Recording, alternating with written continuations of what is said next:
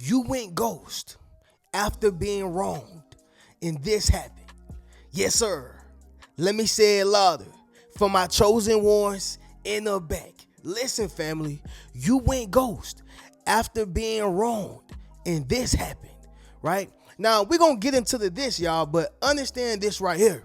When it comes to you ghosting a person, a job, a relationship, okay, an entity, a partnership, whatever it is, y'all, it had to be for a specific reason, right? Somebody drop in the comments and say, I ghosted for a reason, right? Make sure you drop in the comments, family, and say, I ghosted for a reason.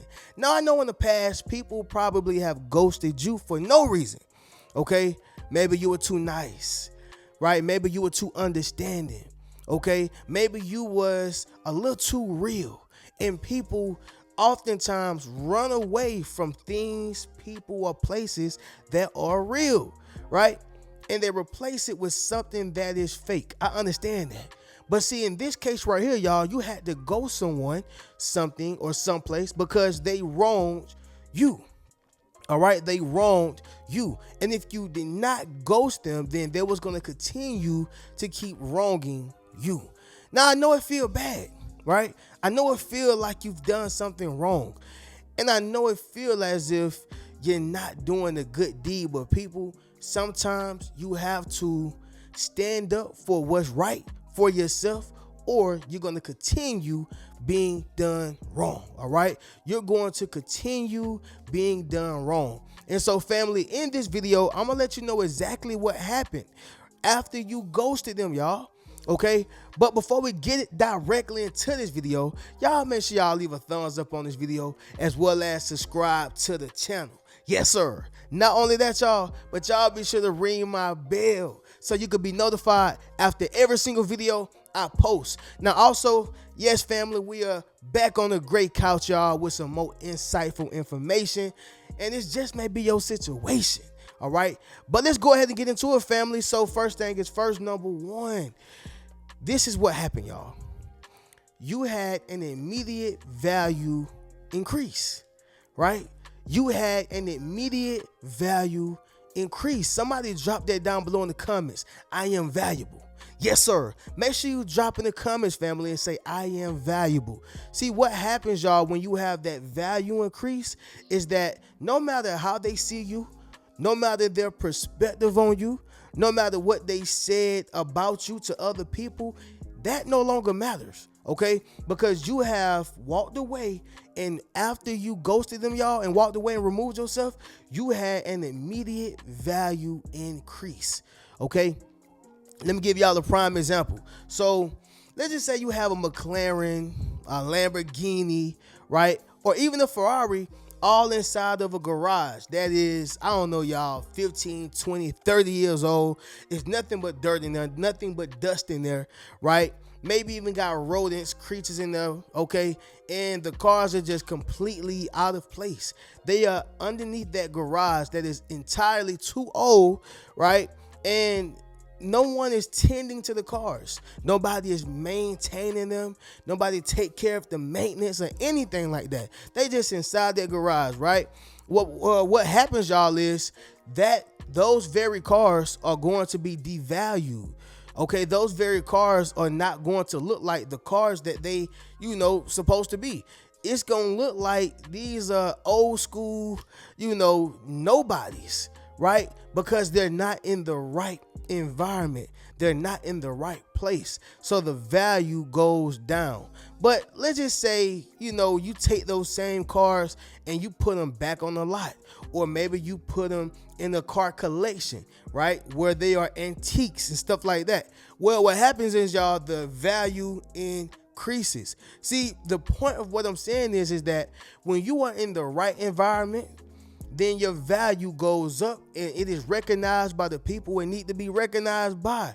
But when you're in the wrong environment, whatever it is, y'all, the value goes down, right?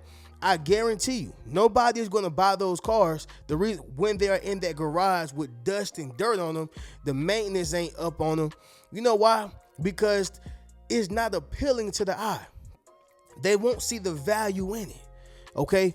And this is what I'm saying, y'all. You had an immediate value increase. See, in that relationship, you was not, looked at the way you needed to be looked at. People got used to you. They got used to what you was doing for them. Y'all, one thing I realized is sometimes you can walk miles for people, run miles for people, and they won't even take a step for you, right? Somebody drop in the comments and say, I ran miles. Yes, sir. Make sure you drop in the comments, family, and say, I ran miles. That's a true statement, y'all. You can run miles for people, and they won't even take a step for you, right?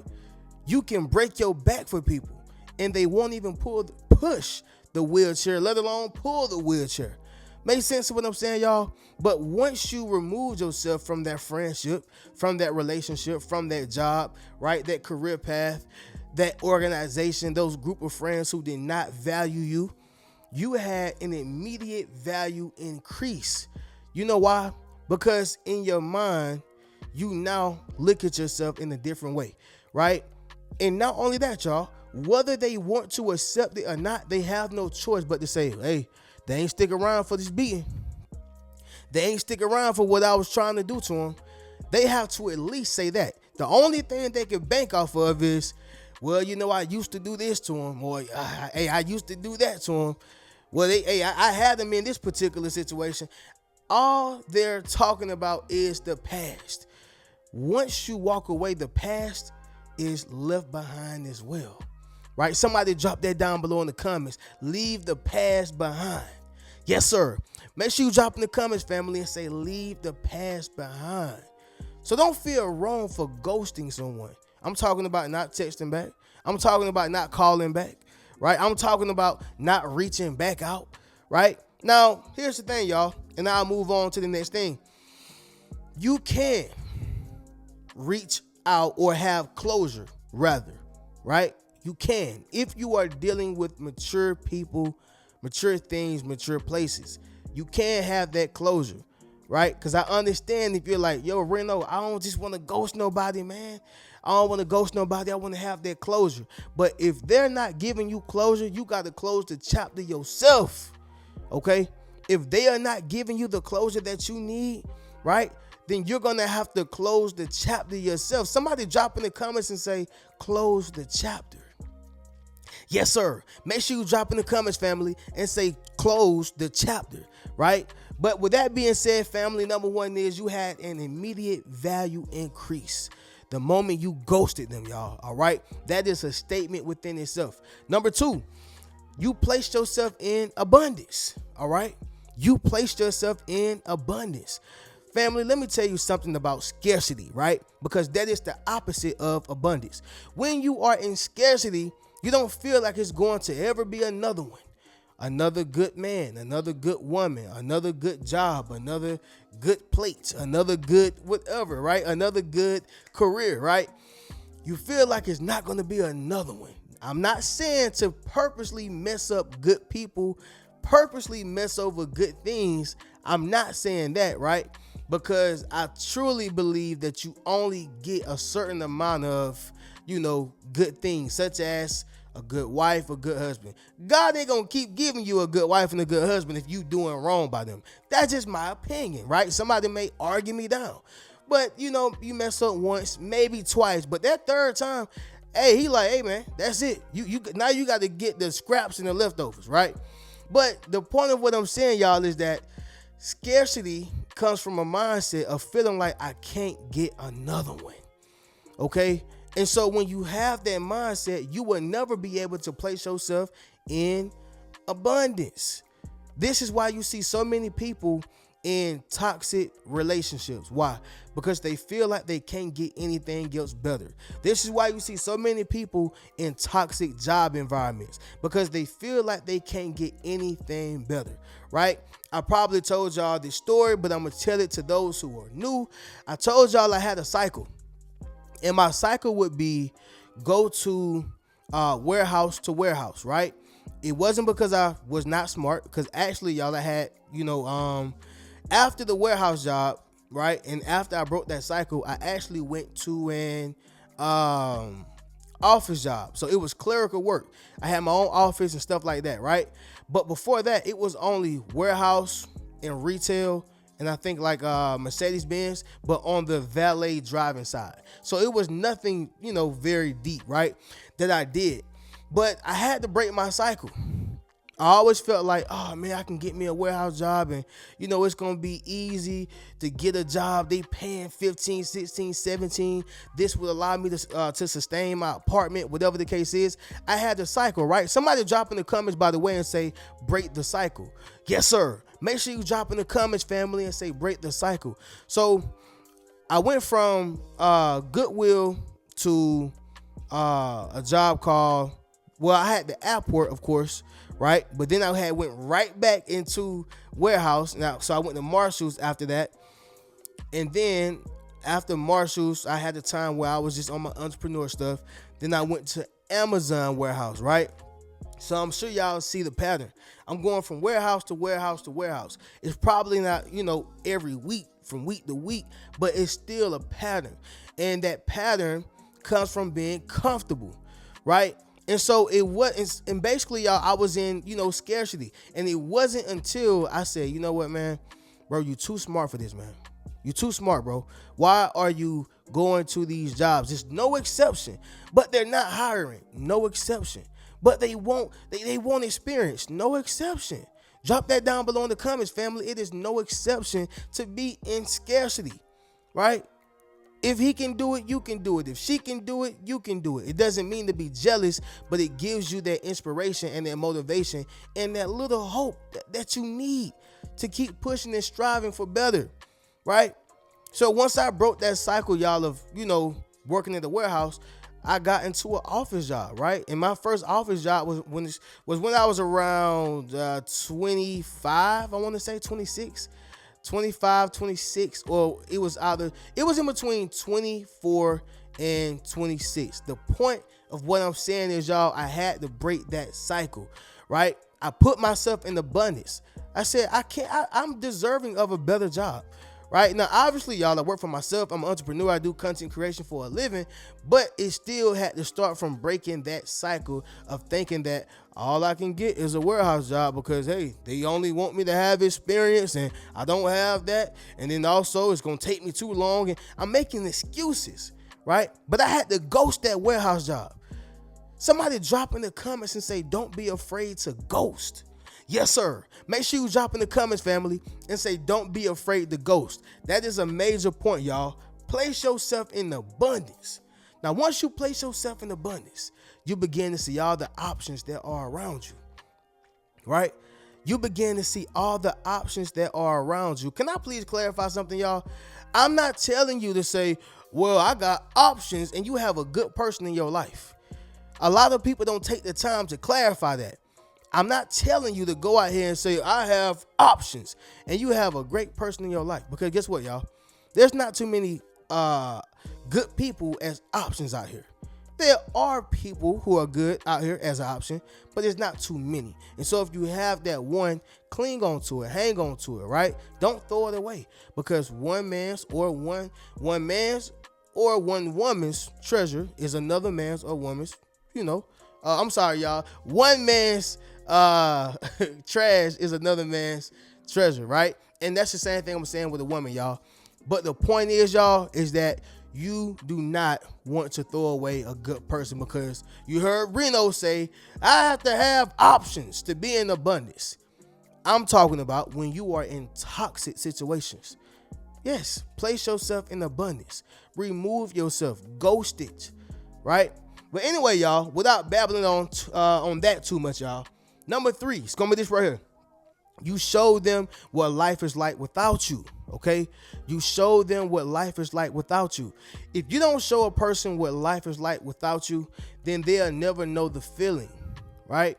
They'll never know the feeling. Y'all know one thing I hate at the dentist? I hate getting that shot in the back of my mouth when they start shaking your jaw, so they can kind of shake the feeling or distract you from that needle going in your gum. I can't stand it, y'all.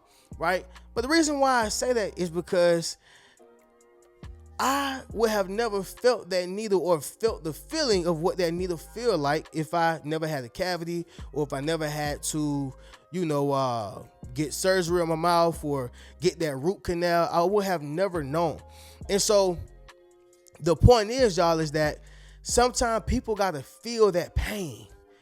Sometimes people got to feel that missing void, right? They have to feel, and I don't mean fill it up like a cup of Kool-Aid or a cup of soda or juice. I'm talking about they need to feel that pain. They need to really touch it. They need that sense of what it's like when Sharonda's not here. What it's like when, Rodney's not here, right?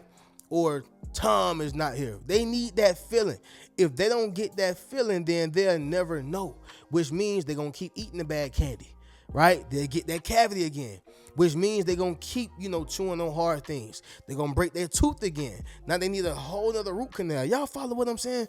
Like, sometimes a person got to feel that pain, right? In order to know what it's like for you not to be there, for you not to wash their clothes, for you not to wash the dishes, for you not to help clean their home, for you not to support their business, for you not to whatever it is that you do, right? But they'll never understand that the well can run dry if you keep giving them water. If you keep giving them water. That's like a parent who keeps spoiling their kids. I'm going to give my kids everything I didn't have. Okay, cool. Well, what happens when they turn into spoiled brats, right? Like ex-President Biden's son getting caught in the White House with drugs. What happens when you spoil these kids and then now you tell them no and they want to shoot you in the head with a 223? I mean, it gets that serious, right? But the point of what I'm saying is, y'all, you got to show them what life is like not to have everything you want. You got to show them what life is like not to have money all the time, or else the time they go without it, they're going to go crazy. Okay. This is a true matter, right? Number 4, y'all, you made yourself a priority and no longer an option. Okay. You made yourself a priority and no longer an option. Now, this is very important because people will treat you like an option if you do not treat yourself like a priority, which means if you are always available for that man, he will never appreciate your presence. If you are always available for that woman, she will never see you as the true masculine alpha male that you should be seen as. Okay. If you are always available to that friend or to that group, they'll never take your time serious. And I'm going to tell you this, y'all. It doesn't matter how gifted you are, how talented you are, the accomplishments you have or had, the achievements. It don't matter about none of that. Once a person feel like they got you, they move like this. They don't care if you got $1 million, right? They may act up or they may, try to act back right when you threaten them with some money. But I mean, if you got to threaten a person to act right with money, they're not for you anyway. A person should want to act right or cooperate or even just be genuine overall without money or anything that they can benefit from being involved. That's just my opinion. But when you begin to treat yourself like a priority, meaning, hey, no, I have to do this. Sometimes you got to be selfish. You got to start using the word I, me, my. You got to start using those words. But the moment you be too selfless, they're going to expect it. It's not even a surprise no more. You remember when you used to do things for people, right? You come out your pocket, give them $10. Oh, for me, right? Y'all remember, what's the movie called, y'all? Don't Be a Menace in Society While Drinking Your Juice in the Hood. When he kept saying, happy birthday, homeboy. And then he came in with the birthday cake. He was like, for me, y'all, people, they have that for me syndrome when it's like in the beginning. But when you keep doing it over and over and over again, y'all, they gonna start expecting it, right? And that's where they go wrong at. And then that's what hurts you more because you feel like, dang, they not appreciating it. But you still do it again and you do it again. And then that's when things go downhill, right? The last thing, y'all, number 5 is gonna be this. You created space. You created space, right? Somebody drop in their comments and say, make room. Yes, sir. Make sure you drop in the comments, family, and say make room. Creating space and making room is identical, and it is 100% necessary when you're trying to receive. Sometimes, y'all, you have to create that space so God can send you a message. Sometimes you got to create that space so you can see what you need to do next. Sometimes you got to create that space so you can hear that voice, right? You got to create that space so you can receive and make room, right? If you never create that space, then guess what, y'all? It's not even them who smothers you. You know what it is that's smothering you? Their toxic energy. You know what it is that's smothering you, right? That anxiety that you get from being around them, that depression that you feel from being around them, being so drained around a person who's sucking your blood, right? That's going to smother you. Sometimes, y'all, a narcissist or a person who's just taking advantage don't smother you with hugs and kisses and it's not even that, y'all. Sometimes they just smother you with their toxic and negative energy. You smothered, can't even think. Just feel so drained, tired all the time, exhausted. And you done had 2, 3, 4, 5 days off and you still tired. You're not tired because you have a physical issue. You're mentally and emotionally tired and drained. And it shows in your actions and within your behaviors. Makes sense to what I'm saying, y'all? But sticking to the point, you had to create that space. So that happened immediately once you ghosted them. You created that space. And sometimes, y'all, God don't want your enemies to know his plans for your life. So he will purposely remove you or allow them to remove themselves so he can then allow the plan to go into fruition. Make sense to what I'm saying, y'all? Drop in the comments and let me know. But with that being said, family, you went ghost after being wronged, okay? Whether that was them cheating, lying, slandering, spreading rumors, hitting you, beating you, talking to you crazy, not appreciating you, taking you for granted. Listen, y'all, the list goes on, okay? But this happened immediately, all right? With that being said, family, y'all already know how we do. Y'all make sure y'all check out any one of those Yes Sir t-shirts, book a one-on-one session with me, enroll into my social influence course, okay? It is a limited time offer, so once again, be sure to enroll into the social influence course, y'all. And, of course, y'all, book that one-on-one session. But I'm going to catch y'all in the next video. Y'all keep a rich mentality. Peace.